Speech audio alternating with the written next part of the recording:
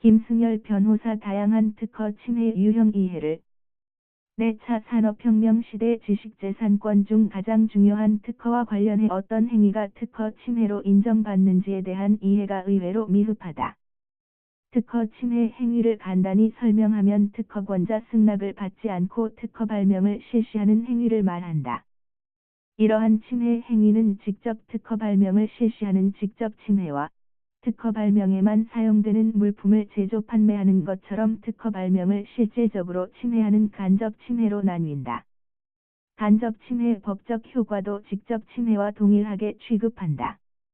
물론 우리나라는 일본과 달리 간접 침해는 대법원 판례에 의해 형사처벌 대상은 아니다. 먼저 특허 침해가 되기 위해서는 청구 범위에 기재한 구성 요소 모두를 포함해 특허 발명을 실시해야 한다. 따라서 청구항 중 일부라도 누락이 있거나 생략된다면 원칙적으로는 특허 침해가 아니다. 그러나 일부 구성 요소가 누락, 변경, 생략됐다고 해도 일정한 경우에는 균등론 즉 실질적으로는 구성 요소를 모두 포함한 것으로 보아 특허 침해로 해석한다. 이와 관련해 물리적 해석으로는 특허 침해가 아니지만 실질적으로 특허 침해로 보는 균등론 입장은 과제 해결 원리의 동일성, 시환자명성, 자유실시기술 항변, 추론 경과금 반원 원칙을 적용해 판단한다. 당해 기술 분야 통상의 기술자 입장에서 볼 때 특별히 어렵지 않고 용이한 정도의 변형이면 실질적인 차이가 없다고 보아 특허 침해로 판단하는 것이다. 다만 구체적 사건에서 법원이 균등론을 적용해 침해로 인정할지 여부는 다소 불확실성과 모호함이 있다. 따라서 침해를 주장하는 자와 반박하는 자 모두 해당 기술 분야 통상의 기술자 시각에서 이러한 변형 등의 자명성을 얼마나 효과적으로 주장하고 이를 뒷받침하는 객관적 자료를 제대로 제출해 법원을 설득할 수 있는지가 관건이다. 다만 특허 침해를 주장하려면 먼저 적법하고 유효한 특허권을 보유해야 한다. 따라서 특허 침해 피의자는 이 부분에 대한 항변이 가장 중요하다. 무효 심판이나 권리범위 심판 등을 통해 특허권자가 주장하는 특허가 유효하지 않고 나아가 유효한 특허라도 청구항에 기재된 권리범위에 해당하지 않는다는 주장이 필요하기 때문이다. 물론 특허 심판원 심판 절차를 거치지 않고 재판의 전제 사실로 주장해 법원 판단을 받을 수도 있다.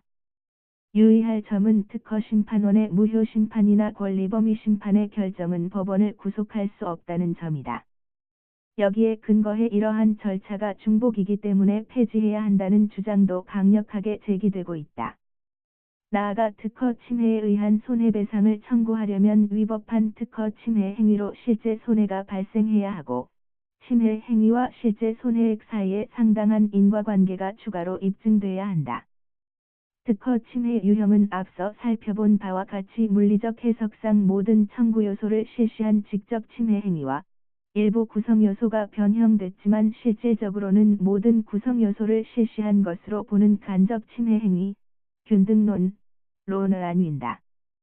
추가적으로 이용 침해는 기존 특허 발명의 구성 요소를 모두 사용하고 구성 요소를 추가해 특허권을 취득한 경우 발생하는 침해 문제를 말한다. 일반적이고 비근한 예가 촉매를 통한 화학 발명 특허다. 기존 발명에 촉매를 추가한 행위로 수율이 현저하게 상승하는 경우 기존 특허 침해가 될 수 있다.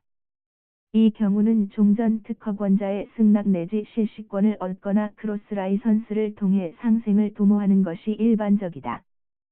그리고 우회 침해라는 것은 특허 침해를 피하고자 부가공정을 추가하는 사례 등을 지칭한다. 우회 침해 역시 균등론으로 침해 여부를 판단하면 된다. 다만 선택 발명의 경우 개념이 다소 복잡하고 애매하지만 광의의 균등론 등의 원칙에 입각해 선택 발명이 선행 특허 발명의 기술 사상을 그대로 이용한 것으로 평가할 수 있는지 여부에 따라 판단하면 된다. 디지털 시대의 특허는 어느 영역보다 중요하다.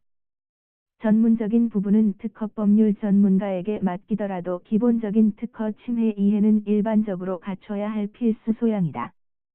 따라서 범사회적 교육 시스템 같은 사회 지원 인프라 구축 등도 재점검할 필요가 있다.